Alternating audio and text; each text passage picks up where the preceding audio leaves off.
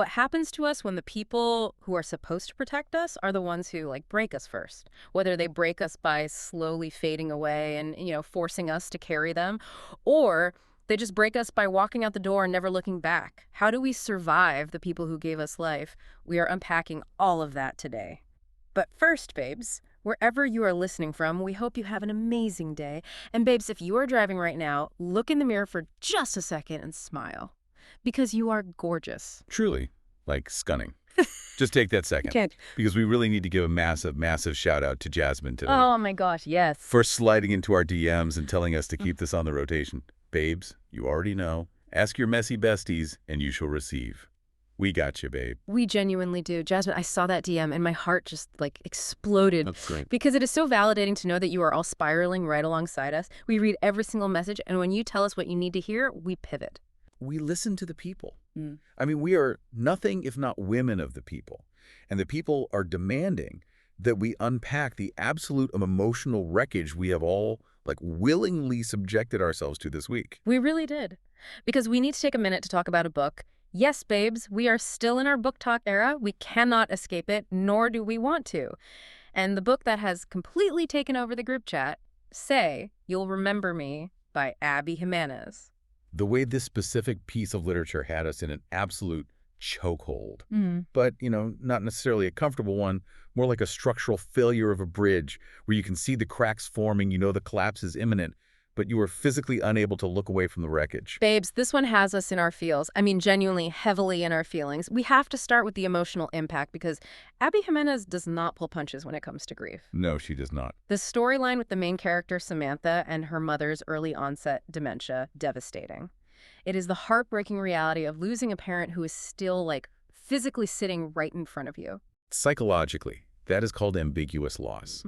It is a specific type of grief where there is no closure because the person is still alive, but their psychological presence is just gone. Your brain literally doesn't know how to process it. Yes, exactly. That is exactly what it felt like reading it. Just watching someone fade away, losing those memories, locking the door, and them not knowing where they are. I was weeping. I know you were. My heart physically ached for Samantha because you could feel the desperation of just wanting her mom to stay. The neurobiology of early onset dementia is terrifying. The proteins in the brain are essentially misfolding, creating plaques and tangles that block the neurons from communicating. It's not just forgetting where you put your keys. Right, it's a physiological breakdown. It's the physical deterioration of the brain's filing system. You lose your timeline. Look, I will admit, I was trying to hold it together. I am usually the analytical wall here, focusing on the narrative mechanics. But reading those passages, it got to me. It is objectively a terrifying, universally painful concept. It really is. But, and there is a but coming, once I dried my eyes and stepped back from the emotional manipulation of it all, I looked at the actual plot mechanics, and I had to immediately run to Reddit for validation because the delusion in this story was off the charts. Oh, here we go. Let's talk about Xavier. Oh, sweet. Perfect, Xavier. Perfect man. Absolute perfect man. He gave us peak airport dad energy. The guy holding the passports, checking the gate 3 times, handling every logistical nightmare so you don't have to. The ultimate comfort character. But Xavier deserved a better storyline. The man works himself to the absolute bone running his own culinary empire. And what does he get? He gets dragged into taking care of an entirely different family's trauma. He needs heavy behavioral therapy to unpack why he feels responsible for saving everyone, not a romance novel. I have to push back on that, though. He is transferring all his own unresolved caregiver trauma onto Samantha. But I know you're looking at it strictly from a boundary perspective, but you have to look at the emotional core of what is happening. It's so hard because on one hand, you melt seeing a man step up and take care of the people you love. Sure. That is the dream, right? Yeah. Someone who loves you so much they love your mess. When you are drowning in ambiguous loss like Samantha is, having someone just come in and say, I've got the groceries, I've got the doctor's appointments, I'm fixing the sink, that is the ultimate act of intimacy. Is it intimacy or is it codependency? Because I've struggled with Samantha. I really tried to give her grace because she's drowning in grief, but she felt so stagnant. She was traumatized. She essentially became a void that just absorbed Xavier's energy. Yeah. She sat around waiting for him to visit, paralyzed by her circumstances. But that paralysis is a recognized trauma response. When you are thrust into a caregiving role for a parent with dementia, Your autonomic nervous system goes into a permanent state of fight or flight. You are constantly waiting for the next emergency. The stove being left on? Exactly, the stove, the front door being opened in the middle of the night. You physically cannot plan for the future because your brain is triaging the immediate present. I understand the psychology of emotional triage, I really do. But the author is explicitly telling us she's funny, telling us she's this great catch while demonstrating absolutely zero personality outside of her trauma. And more importantly, the absolute delusion of the home renovation subplot. Oh, I no. am still feral over this. We have to talk about the bathroom tile. The bathroom tile. I knew you were going to bring this up. Yes. Let's examine the actual logistics of this scenario. Your mother has advanced dementia. She forgets what year it is. She is physically trying to run out the front door because her deteriorating brain is telling her she needs to be somewhere from 30 years ago. And you, Samantha, are prioritizing putting in new aesthetic bathroom tile. She wanted to make the house safer for her. Over a professional care facility, what is happening? You do not add active construction zones, loud noises, strangers with power tools, and unpredictable environmental changes to a household with a dementia patient. Routine and environmental consistency are the foundation of dementia care. I mean, you are right about the environmental consistency. It made zero sense. It was purely a chaotic, forced plot device just to drain Samantha's bank account so she couldn't afford a plane ticket. Let's talk about the financial delusion. Memory care facilities in the United States average between $6,000 and $10,000 a month. A bathroom renovation is a lump sum of $15,000 to $20,000. It is a lot of money up front. She is making catastrophic financial decisions based on a scarcity mindset. Which brings us to the math. Because you're right, the math simply was not mathing regarding their relationship logistics. They kept pushing this narrative that they couldn't see each other because flights from Minneapolis to Los Angeles were just too expensive. MSP to LAX. We looked at the flight routes. He is a successful executive chef. He's not destitute.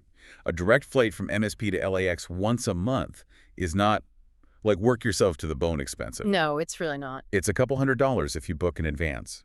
And if he's taking in stray cats and paying for expensive emergency vet surgeries, which, by the way, the Reddit forums completely called out as a ridiculous financial choice when you're claiming to be broke, he can afford a weekend flight. The vet clinic stuff was incredibly heavy, too. When the older vet offered to work for free, and then literally a page later, her grandmother dies. It felt like trauma dump after trauma dump. That's exhausting. It was like the author was just sitting in a room asking, how much pressure can I apply to these characters before they snap? It was trauma overkill. Mm-hmm. And it pushed a narrative that was actually quite toxic. The underlying messaging implies that if you put your loved one in a memory care facility, you somehow don't love them enough. As if ruining your own life, your own finances, and your own chance at love is the only noble way to handle an impossible neurological crisis. Yeah, that is a really harmful trope. It completely demonizes the healthcare systems designed to safely manage these exact scenarios. It's a very heavy burden. But, reading it, it triggered a massive emotional spiral for us. We were sitting there analyzing all of this, and it brought up the ultimate unavoidable fear about aging. We went incredibly deep into the existential dread of it all. We did. Because watching Samantha lose her mom, it forces you to confront the reality of getting older.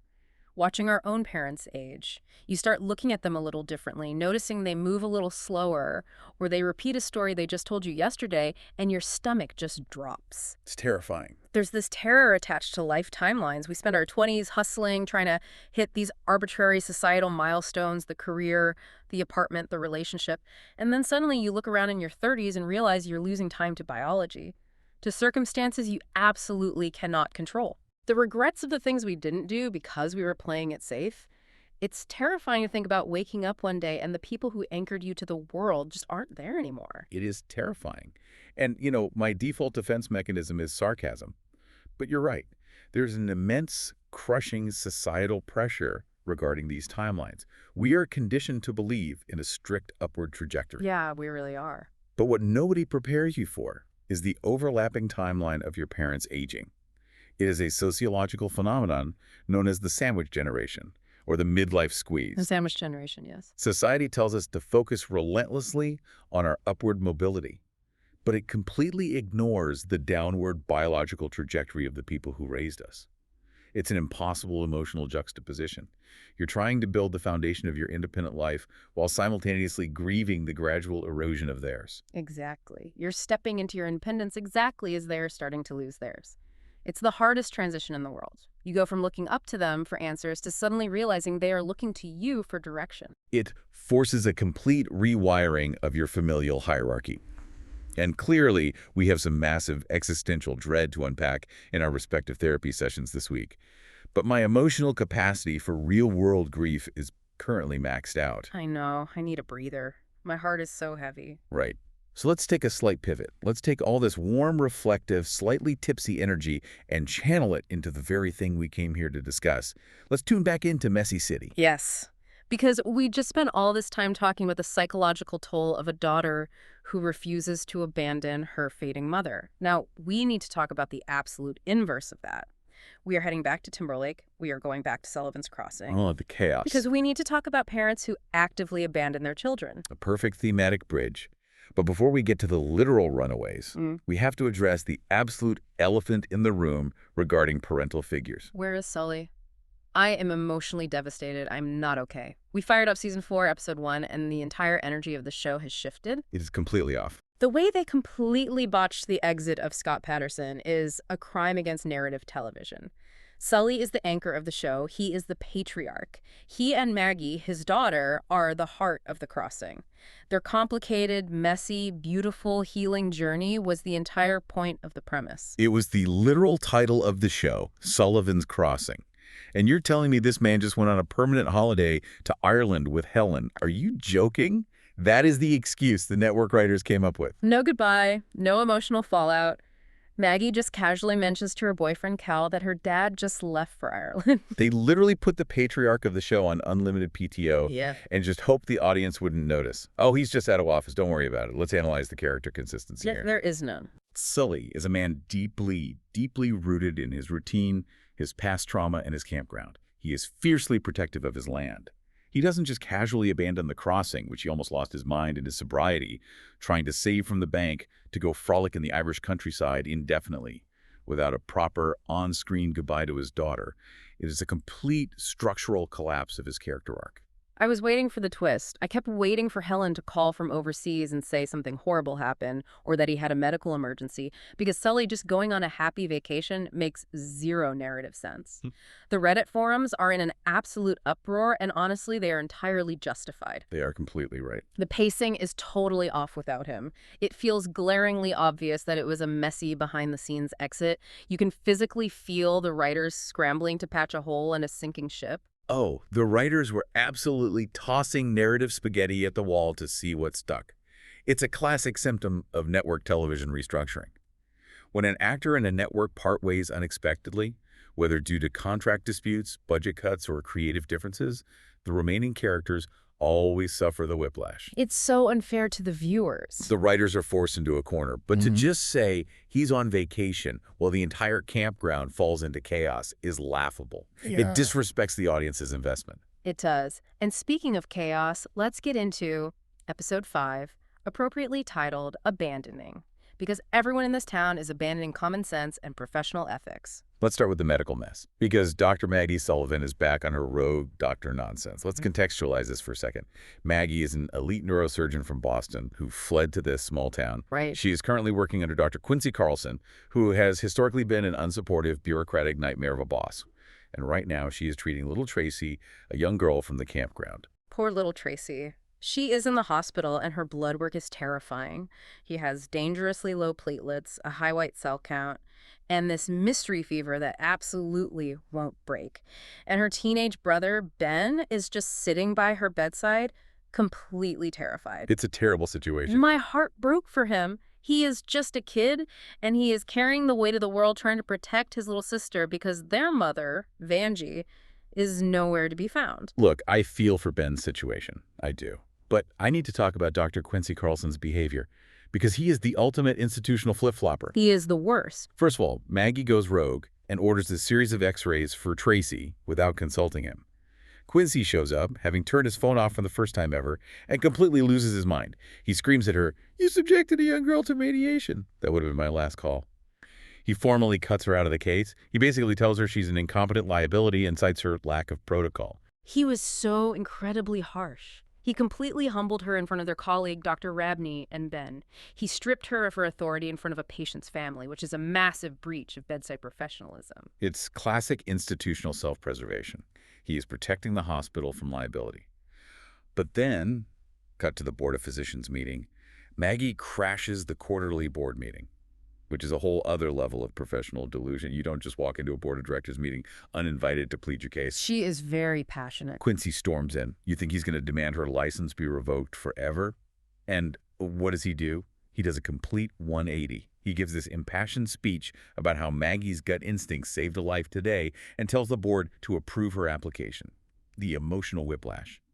Pick a personality, Quincy. Is she a liability or a savant? It was so dramatic, but Reddit had the absolute best take on this whole hospital bureaucracy sequence. Oh, absolutely. User recognition old 399DI said, very realistic Board of Physicians meeting, though. Is this why healthcare is free in Canada? I was howling at my phone.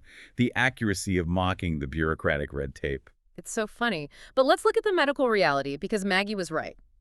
And the way she figured out Tracy's mystery illness was all thanks to Cal, our comfort character, Cal Jones, who is currently dating Maggie. Cal Jones, the only man in Timberlake with a functioning prefrontal cortex. Cal takes Ben back to their trailer to grab some things for Tracy, and he realizes the environment is a complete mess.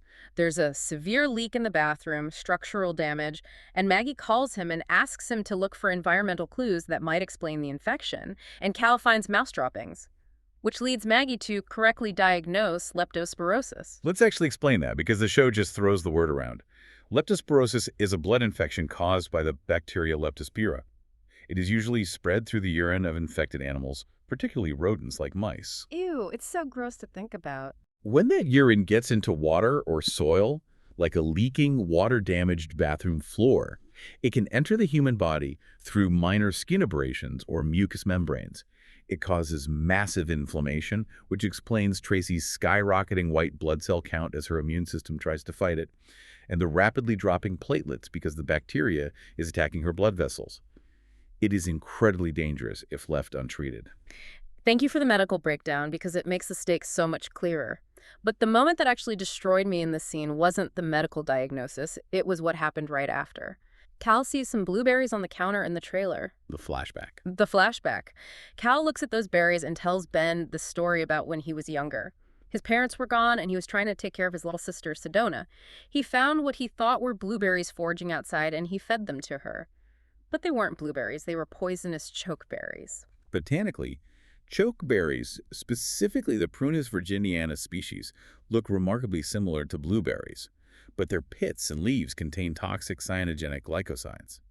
If a child ingests them, it essentially causes acute cyanide poisoning, nausea, vomiting, respiratory distress. And Sedona got incredibly sick, and Cal looks at Ben, who is actively blaming himself for Tracy getting leptospirosis from the mouse droppings in the trailer he was supposed to be cleaning, and Cal says, I know what it feels like to blame yourself. I was melting. It was a very good moment for him. The empathy. The way he holds space for this teenage boy's guilt and shame without judging him. Cal is taking his own deepest trauma and using it as a bridge to connect with an isolated kid. It is beautiful. He is incredibly grounding. He is the Xavier of this television show, honestly. He just wants to handle logistics, protect vulnerable people, and be a steady presence. He has a secure attachment style, which is exactly why the introduction of Liam into this ecosystem is so infuriating. Oh, the Liam reveal. Let's contextualize this for everyone. Liam is Maggie's estranged husband. He vanished years ago, essentially abandoning her. But in this episode, we finally get the backstory. He didn't just abandon Maggie. He goes to his editor, Jack, and we find out Liam was taken hostage in Belarus for 3 years. I'm just going to pause for some extreme analytical skepticism here. I audibly gasped. I felt an overwhelming amount of empathy for him in that moment. To lose 3 years of your life in a hostage situation in a volatile region, the absolute terror of that isolation. If we believe the timeline. And he tells Maggie later that the only thing that got him through the physical and psychological torture was a wedding photo of them. It was the only thing his captors let him keep, just holding on to this frozen moment of love while going through unimaginable trauma. It is so deeply tragic and romantic. I'm going to need you to hit the brakes, hit the absolute screeching brakes. Yeah. Let's look at the logistical facts of the Liam Davies narrative. Yeah. Let's put aside the romanticized trauma for a second and look at the mechanics of this plot. You are so cynical. I am looking at the emotional core. I am analytical. I require narrative consistency. First of all, let's look at his behavioral timeline leading up to the capture. He took a highly dangerous, embedded journalism assignment in a volatile foreign region immediately after marrying Maggie in a whirlwind European romance. He prioritized the adrenaline rush of his career over building a foundation with his brand new wife. He didn't even say proper goodbye. He just left. He is an investigative journalist. That is his calling. He didn't know he was going to be intercepted by a militia. You can't blame him for the actions of his captors. I can blame him for his poor risk assessment. But more importantly, let's talk about the massive geopolitical plot hole that Reddit completely tore apart. A prominent international journalist is taken hostage in Belarus for 3 years, and there is zero news coverage. Yeah, that part is a little messy. No international outcry. His articles were apparently being published right up until he vanished. But nobody reported on his sudden disappearance. And Maggie is his legal documented wife. They never finalized an annulment.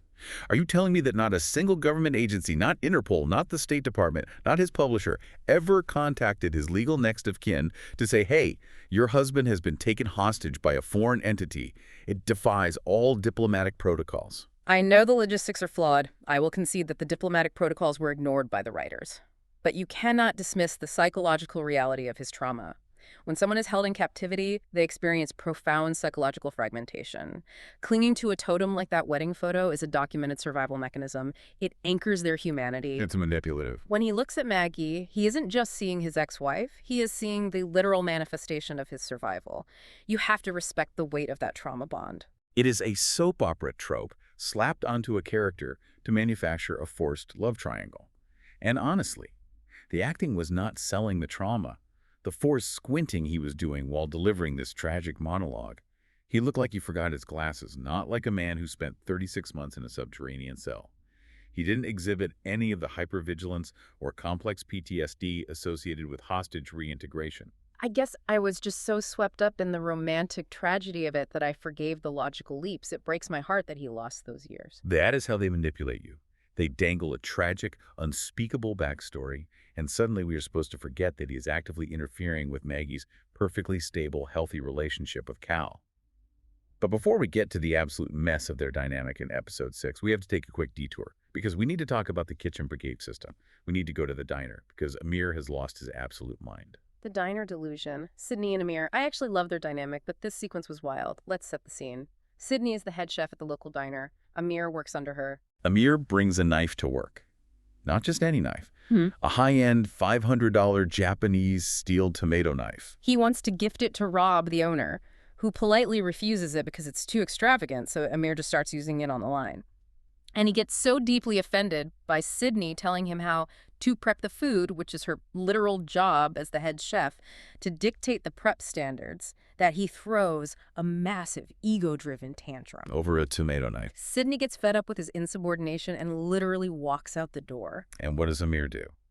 Does he step up, recognize the hierarchy of a commercial kitchen, and handle the lunch rush like a seasoned professional? No. He has a complete emotional meltdown, yells at the dishwasher, threatens to quit entirely, and then abandons his post during the middle of service to drive all the way to Sydney's house to beg her to come back. Who's watching the stove, Amir? Literally.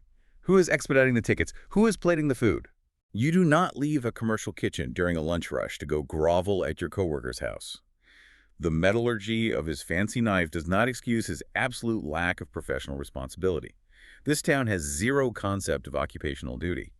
It's like they all operate in a reality where time stops and customers cease to exist the second they need to have an emotional conversation. Well, they do live in a television vacuum, which perfectly transitions us into episode 6, Falling Through the Cracks. Because if we thought episode 5 was messy, episode 6 is a masterclass in literal and figurative structural collapse. Oh, it is unhinged. It defies the laws of physics and morality. It starts with the runaways, Ben and Tracy. Child Services gets involved because the hospital protocol dictates that since they cannot reach their mother, Vanjie, The state must step in. The social worker, Jeannie, comes in and starts discussing foster care placement. Natural. Ben overhears this, absolutely panics, and he and Tracy flee the hospital, stealing Cal's truck in the process. Which is grand theft auto. A felony. But sure, let's just brush past the criminal charges. Ben is just terrified. Put yourself in his adolescent brain. He knows his mom has abandoned them. He knows the foster system will likely separate a teenage boy from a young girl. The psychological concept of parentification is in full effect here. He has assumed the role of the primary caregiver, and his biological imperative is to keep his sister safe from a system he doesn't trust. Okay, yeah. So a massive search party is formed. Cal is handling the ground search with Cooper, and they are actively avoiding Tom Kennedy and the police so an APB doesn't get put out on the kids, which would escalate the situation. And Maggie decides to enlist Liam's investigative journalist skills to track down the mother, Vanjie, and her boyfriend, Alex. Here we go. The love triangle mess shifts into high gear. It does, and I have to admit, I am torn. I really am. Because Maggie is supposedly happy with Cal. Cal represents a secure attachment style. He is safe, he is grounding, he's literally building a house for her.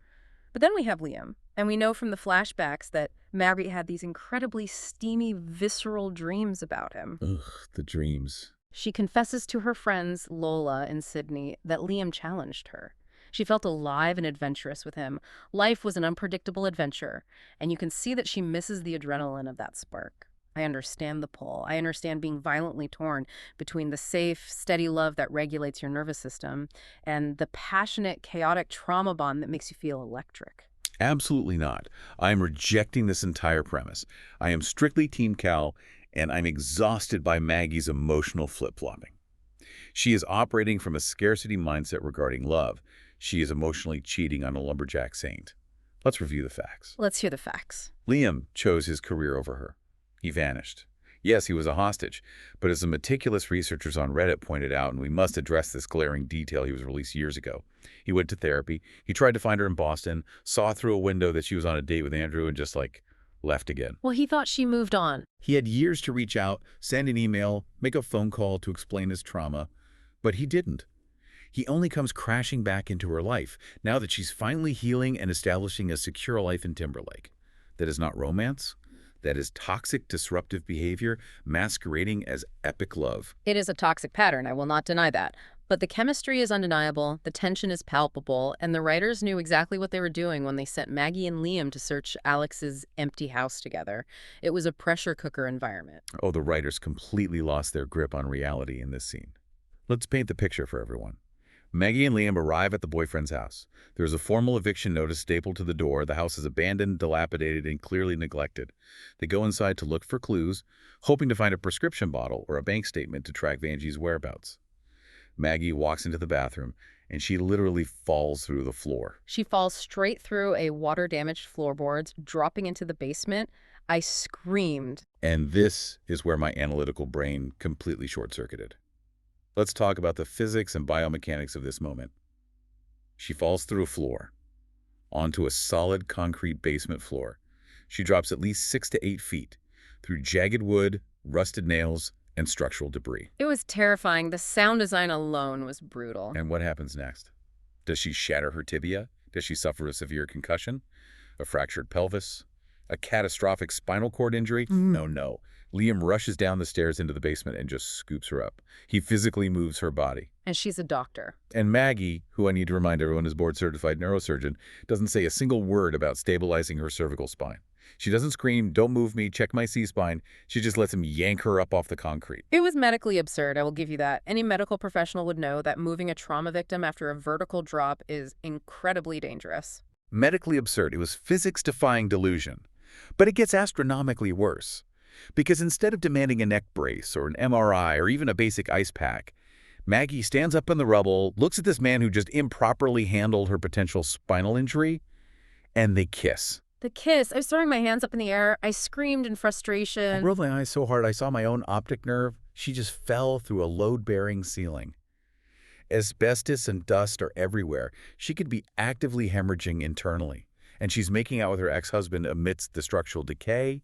And the absolute cherry on top of this messy narrative sundae, Cal pulls his truck up to the house right after it happens. Oh, my heart drops straight into my stomach. Cal pulls up, and Maggie runs out of the house crying. Because right after the kiss, she hit Liam with the classic, "I shouldn't have done that, I'm with Cal." So she runs out, overwhelmed by her own guilt and the physical shock of the fall, and Cal sees her sobbing. He assumes she's just shaken up from nearly dying in a condemned house. And he comforts her. He comforts her, he wraps his arms around her to make her feel safe, and she is just standing there actively deceiving the man who is trying to protect her. It made me feel physically sick. She belongs to the streets. User July Divinson on Reddit summed it up perfectly. Maggie sucks. This season has made me truly despise her. Well, honestly, hard agree, Cal deserves so much better. He is out here acting as a surrogate father, changing flat tires for runaway felons, and she is playing tonsil hockey in a condemned basement with a man who couldn't be bothered to call her for 3 years. It was a terrible, selfish choice. It really was. But the episode ends on such a profoundly tragic note, it almost overshadowed the anger I felt about the kiss. Because while all this love triangle nonsense is distracting the adults, the cops and child welfare finally track the kids down. Right as Ben and Tracy are about to grab their things from the trailer and disappear for good, The social worker takes Ben and Tracy away. They physically separate them and put them in the police cars. And Ben looks at Cal. Cal, who had just looked him in the eye hours earlier and promised he was going to figure this out, promised he would keep them together. And Ben says, "I'm all she's got." And then he looks Cal dead in the eye with this look of absolute betrayal and says, "You're just like everyone else." devastating. An absolute gut punch. I was crying all over again. It was heartbreaking. This poor kid whose brain is still developing, trusted an adult for the very first time in his life, lowered his defenses, and the institutional system still failed him. It was infuriating. I was furious at the bureaucratic rigidity of the system, obviously, but I was primarily furious at the adults in this town. Because while Cal was actually trying to navigate the legal and logistical nightmare to save them, Maggie and Liam were playing out their little unresolved romantic drama instead of focusing entirely on protecting these vulnerable kids. The priorities of the adults in Timberlake are an absolute mess. Which brings us perfectly into our segments for today. It is time for the emotional damage report. Okay, emotional damage report.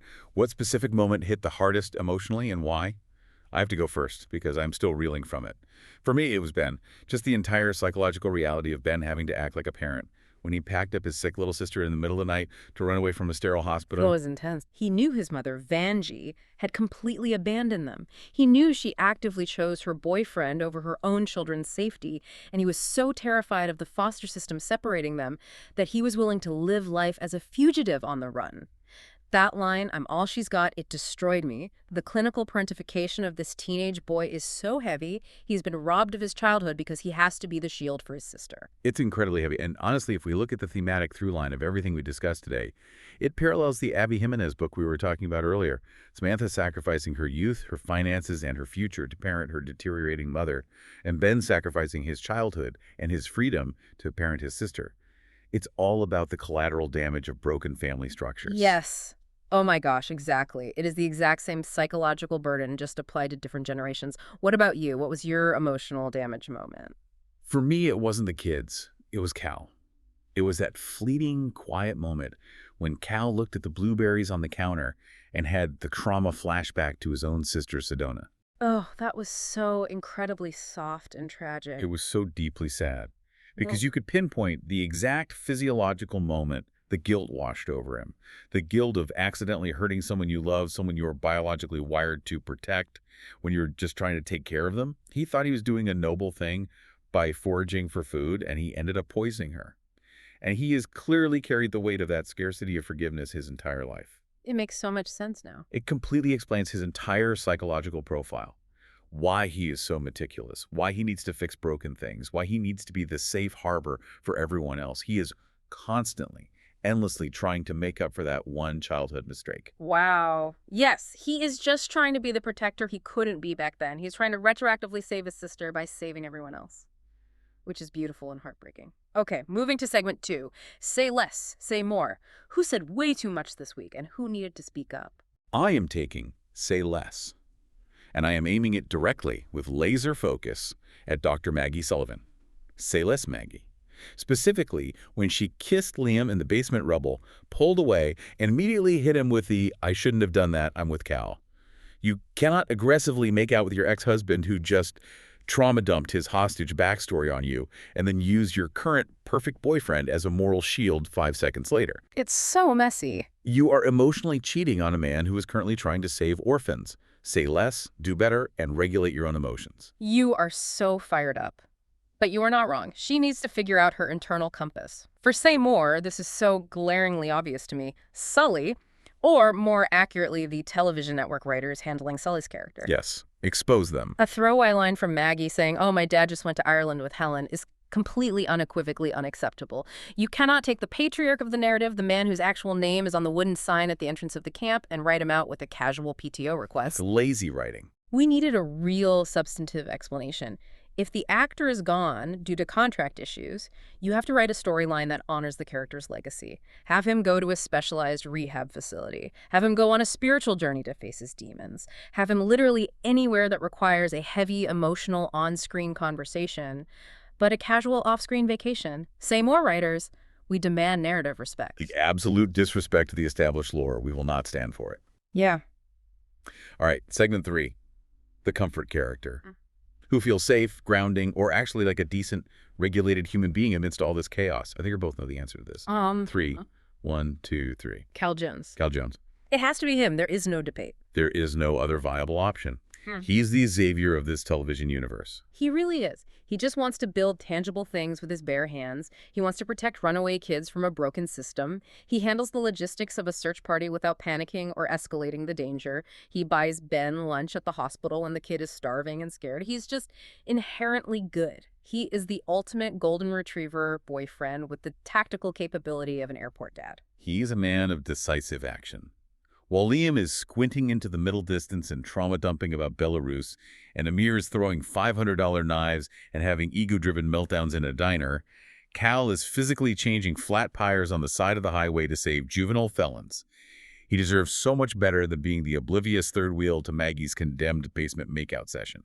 He is too pure, too regulated, and too competent for this messy town. He really is. Which brings us to our final segment. Segment 4. Rewrite the moment. Pick one scene and change how it plays out. Bring your own version, your own chaos, your own structural changes. I'm giving this one to you because I know you have been brewing something diabolical for that basement scene. Oh, I have been outlining this in my head for days. The floor falling scene. It was already chaotic, but we are going to dial the messy up to an 11, and we are going to add some actual accountability. Here's my rewrite. Maggie is in the bathroom looking for the prescription. The structural integrity of the floor gives way. She falls the 6 feet into the basement. Crash. The dust settles.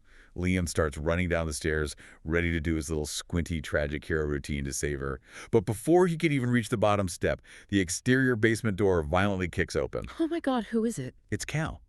But he hasn't just arrived empty-handed. He has just come from the diner where he witnessed Amir abandon his post. So Cal is holding the $500 Japanese steel tomato knife. No, you brought the knife back. Yes. The principle of Chekhov's gun. If you introduce a $500 knife in Act 1, it must be used in Act 3. Cal walks down into the basement, tomato knives glinting in the dim, dusty light. He completely ignores Liam. He steps over the rubble, kneels down, and casually picks Maggie up, checking her cervical spine first, obviously, because he respects basic medical science and structural trauma protocols. And he looks Liam dead in the eye, points the tomato knife at him, and says, "Your visa is expired, buddy." And he walks out with his girl. Yeah. Pure, messy, alpha lumberjack drama. I am screaming the integration of the tomato knife. That is incredible. The writers need to hire you immediately because that level of cross-plot integration would have broken the internet. I'm just saying, if you're going to be messy, be spectacularly messy. Don't give me a sad, medically inaccurate little kiss in the dust. Give me a high-stakes standoff. Oh my gosh, I love it so much. What an analysis. My heart rate is finally returning to a normal resting pace. But before we wrap up our conversation today, we want to drop one final thought for you to mull over this week. Because we started this conversation talking about Abby Jimenez's book, and we ended talking about Sullivan's Crossing, and the thematic parallel is actually haunting me. Lay the final thesis on us. Think about the psychology of it all. We just spent hours dissecting a book where a daughter is actively, willingly destroying her own life, her own financial future, and her own happiness because she absolutely refuses to abandon her fading mother. She will sacrifice everything she has just to stay in the wreckage. And then we flipped the channel and we watched a show where a mother, Vanjie, completely and effortlessly abandons her own children to an eviction notice and a runaway lifestyle without a second thought. Wow. The absolute duality of the human condition. Right. It forces the question, what happens to us when the people who are supposed to protect us are the ones who break us first? Whether they break us by slowly fading away and forcing us to carry the crushing weight of their existence, or they break us by walking out the door and leaving us entirely untethered. How do we survive the people who gave us life? Well, damn. Now I need to open another bottle of wine. Mm-hmm. That is profoundly heavy and completely depressing, but absolutely profound. It's the truth. We have to sit with the discomfort of it. We do. And we love all of you for sitting with that discomfort alongside us. Thank you to the entire Snark squad for hanging out, drinking wine, and spiraling with us today. You are the absolute best. You really are. And babes, if you love this conversation, please remember to share it with your messy bestie. Send them the link, tell them to listen on their commute, and please leave us a rate and review on whatever app you're using. It helps us so much and it lets us keep doing this with you every single week. Drop 5 stars and a little review telling us if you are Team Cal or Team Liam, because we need to track the statistics of delusion in our community. Yes. Like babes, we started this completely soft and reflective, analyzing the neurobiology of aging and crying about mothers, and somehow we still ended up screaming about diplomatic hostage protocols and $500 tomato knives. As we always do. It is the natural progression of our collective psyche. Stay soft, stay emotional, and we will see you on the Snark side.